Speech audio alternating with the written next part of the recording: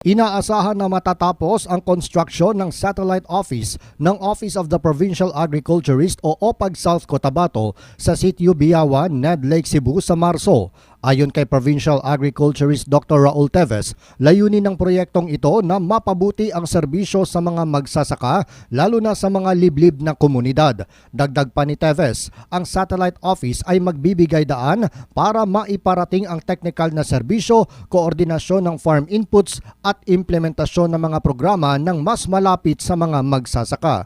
Ang proyekto ay may pondo na 2.5 million pesos mula sa 20% ng Local Development Fund noong 2023. Binigyang diin ni Teves na ang pagtatayo ng satellite office ay mag-decentralize sa serbisyo sa agrikultura at mabawasan ang pasanin ng mga magsasaka na kailangang bumiyahe ng malayo upang makakuha ng tulong. Dagdag pa niya, makakatulong ang pasilidad sa mas mabilis na pagtugon sa pangangailangan ng mga magsasaka at pagpapalakas ng monitoring ng mga programa sa lugar.